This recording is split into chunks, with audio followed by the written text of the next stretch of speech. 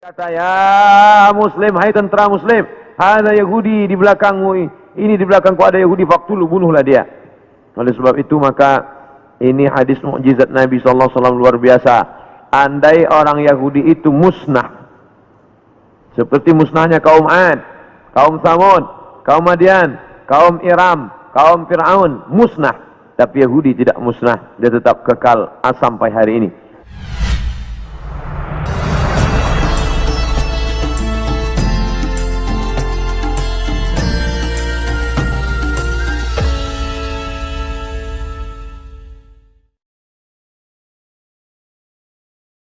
Maka datanglah seorang sahabat bertanya kepada Nabi Muhammad sallallahu alaihi wasallam, "Ya Rasulullah, mata sa'ah, bila kiamat itu terjadi?" Nabi tak jawab. Itu menunjukkan bahawa Allah tidak berikan wahyu kepada Nabi untuk menetapkan hari, bulan, tahun. Nabi tidak menjawab, tapi Nabi balik bertanya, "Ma'adatta laha?" Siapa tadi yang bertanya? Manakala Nabi menyampaikan tazkirah, orang ini bertanya, "Mata sa'ah?" Nabi diam saja. Nabi terus berikan tazkirah. Selepas itu baru Nabi tanya, "Aina sa'il?" Siapa yang bertanya tadi? "Saya ya Rasulullah." Lalu kata Rasulullah, "Ma'adatta laha?" Apa yang sudah kau siapkan untuk hari kiamat itu? Menunjukkan bahawa hari, bulan dan tahunnya tidak diketahui siapapun. Bila hari ini beredar berita bahawa ada tulisan, ada orang yang mengetahui hari kiamat, maka bercanggah dengan Quran dan sunnah Rasulullah sallallahu alaihi wasallam.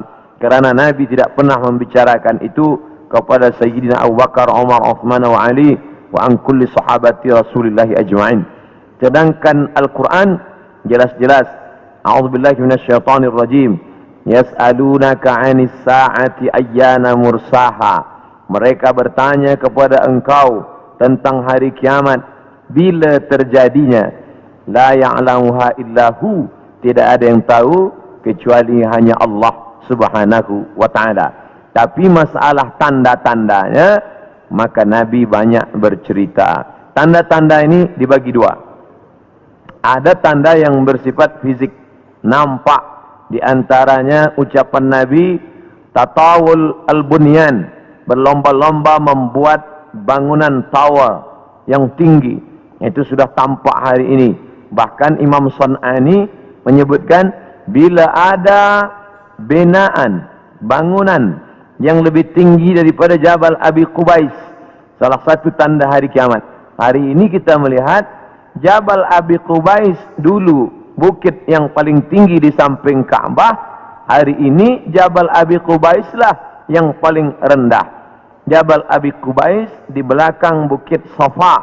Bila kita naik ke atas bukit Safa, ingin memulai sa'i menghadap ke arah kiblat, tepat di belakang kita Jabal Abi Qubais yang dipotong, dikerat, kemudian di atasnya dibina istana Raja Fahad. Dulu kerana Makkah itu seperti kuali, lalu kemudian di tengah itu Ka'bah, maka bukit-bukit di sekeliling yang paling tinggi adalah Jabal Abi Qubais. Hari ini Jabal Abi Qubais paling rendah, ditambah gedung-gedung tinggi dan Zamzam Tower paling tinggi. Maka ini salah satu tanda fisik yang nampak oleh mata. Lalu kemudian tentang bagaimana seorang ibu antalidal amatu rabbataha, seorang budak hamba sahaya melahirkan tuannya. Ini pun juga physically, nampak dia oleh mata. Ada dua makna bahawa seorang hamba sahaya melahirkan tuannya. Yang pertama maknanya ketika umat Islam berkuasa, lalu kemudian dia menguasai suatu kawasan, maka perempuan-perempuan itu menjadi budak, dan budak-budak ini melahirkan anak-anak yang merdeka. Maka maknanya Islam punya kekuasaan yang luas. Akhirnya ibunya budak hamba sahaya, anaknya orang merdeka. Makna pertama. Sedangkan makna yang kedua adalah antalidal amatu rabbataha, maknanya seorang ibu melahirkan anak dan anaknya menderhaka sehingga seolah-olah ibu menjadi budak dan anak menjadi tuan. Ini pun fizik, nampak dengan nyata. Saya termasuk suka mengkaji tanda-tanda yang tampak, tapi sebenarnya yang lebih condong daripada hadis-hadis itu adalah bukan benda, tapi condong kepada maknawi, makna yang terkandung di balik suatu ucapan Nabi sallallahu alaihi wasallam. Maka pada kesempatan ini kita akan bahaskan satu daripada banyak hadis diriwayatkan oleh Abdurrahman ibnu Sakhar ad-Dawsi atau biasa dikenali dengan nama Abu Hurairah radhiyallahu an. Hadis ini ada dalam kitab Sahih Al-Bukhari. Apa kata Nabi? La taqumus sa'ah. Hari kiamat tidak akan terjadi hatta hingga yuqbadal ilmu. Yang pertama, dalam hadis ini ada 6 tanda. Ini yang akan kita bahaskan. Yang pertama, yuqbadal ilmu. Ilmu dicabut. Innallaha la yaqbidul ilma intiza'an. Allah tidak mencabut ilmu seperti mencabut pokok kayu dengan akarnya sekali. Lalu bagaimana ilmu itu tercabut? Bi mautil ulama, dengan meninggalnya ulama. Ketika Imam Syafi'i meninggal, maka berapa cabang ilmu hilang. Imam Syafi'i alim dalam bahasa Arab, Imam Syafi'i alim dalam tafsir, Imam Syafi'i alim dalam fiqh, Imam Syafi'i alim dalam hadis, bahkan bergelar Nasirus Sunnah. Imam Syafi'i yang pertama kali menyusun usul fiqh. Lalu kemudian ketika meninggal, masih ada digantikan oleh murid-muridnya, Al-Muzani, Al-Buwaiti, Rabi' Al-Muradi. Tapi kemudian makin ke bawah, maka hilanglah ilmu. Maka yang muncul orang jahil yang kemudian dianggap sebagai orang berilmu. Wal'iyazubillah, na'udzubillah. Maka saya pribadi tak pernah berkata menurut paham saya, menurut pendapat saya, kerana saya takut tergolong dalam orang yang disebut Nabi al-juhala, orang jahil tapi seperti berilmu. Zahirnya orang menyangka berilmu padahal tidak. Maka selalu saya mengambil pendapat ulama. Menurut pendapat Imam Syafi'i, menurut pendapat Imam An-Nawawi, menurut pendapat Ibnu Hajar Al-Asqalani, menurut Imam Az-Zahabi, menurut Imam Jalaluddin Abdul Rahman As-Suyuti, untuk menyelamatkan diri daripada juhala. Na'udzubillah. Maka nanti kata Nabi SAW, sebelum hari kiamat bermunculanlah juhala kerana pandai berbicara, kerana berpakaian ulama. Al-juhala yalbisuna libasal ulama. Orang jahil tapi memakai pakaian ulama, pandai berbicara, lalu orang menyangka dia alim, padahal dia tak lebih daripada orang dhalla wa adalla, sesat dan menyesatkan.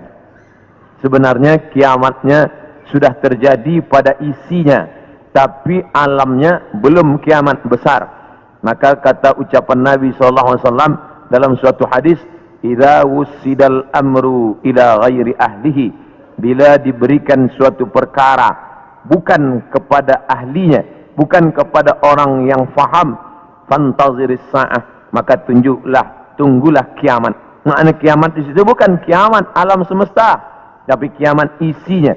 Bila pembinaan masjid ini diberikan kepada orang yang tidak pakar, tidak memiliki kepakaran pada bidang itu, fantaziris sa'ah, maka tunggulah sa'ah, kiamat, hari kiamat. Makna kiamat di situ bukanlah kiamat alamnya, tapi isinya sudah kiamat. Begitu juga dengan ucapan Nabi tentang masalah idza waqa'a ala ahadikumul qiyamah, bila terjadi kiamat pada salah seorang kamu, wa fi yadihi fasilah, di tangannya ada anak korma, falyaghrisha, tanamlah, kerana dia akan menanam itu, lalu kemudian dia mati.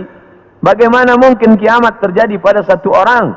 Maka makna kiamat dalam hadis ini, alamnya tidak kiamat, tapi orang itu mengalami kiamat, maknanya mati dia. Na'udzubillah. Oleh sebab itu maka bahwa kiamat sudah terjadi pada isinya, ya, kerana banyaknya orang jahil. Oleh sebab itu alhamdulillah kita di Malaysia masih ada para ulama, masih ada para mufti, masih ada para habaib. Maka kita datang ke majlis-majlis mereka, hindari majlis-majlis orang-orang jahil yang tidak diketahui sanad ilmunya, yang tidak diketahui dapat dari mana, bahkan mendakwa mendapat dari mimpi, langsung berjumpa dengan Syekh Abdul Qadir Al-Jilani, langsung saja terus mendapatkan zikir talqin dari Rasulullah sallallahu alaihi wasallam tanpa bersanad, tanpa berguru. Padahal para imam mengajarkan kita ada namanya sanad. Al-isnad minad din. Sanad itu bahagian dari agama. Laulal isnad, kalaulah bukan kerana sanad, laqala man syaa ma syaa, maka orang mudah saja berkata sesuai kehendak hawa nafsunya. Begitu kata Imam Abdullah ibn al-Mubarak, salah seorang ulama hadis yang amat sangat tinggi ilmunya. Maka Imam Bukhari bersanad sampai ke Nabi Muhammad sallallahu alaihi wasallam. Imam Bukhari mendapatkan hadis itu dari gurunya, namanya Abdullah ibnu Maslamah. Abdullah ibnu Maslamah mendapatkan dari gurunya, namanya Malik bin Anas. Malik bin Anas mendapatkan dari gurunya, namanya Abu Zinad. Abu Zinad mendapatkan dari gurunya, namanya Al-A'raj. Al-A'raj mendapatkan dari gurunya, namanya Abu Hurairah. Abu Hurairah mendapatkan dari gurunya, namanya Sayyidina wa Maulana Muhammad sallallahu alaihi wasallam. Dan di antara sanad itu mesti diteliti pula, orang ini mestilah adil. Makna adil menjauhi dosa besar, menghindari dosa kecil. Lawan daripada kata adil adalah fasik. Wallahu la yahdil qaumal fasiqin. Allah tak berikan hidayah kepada orang yang fasik.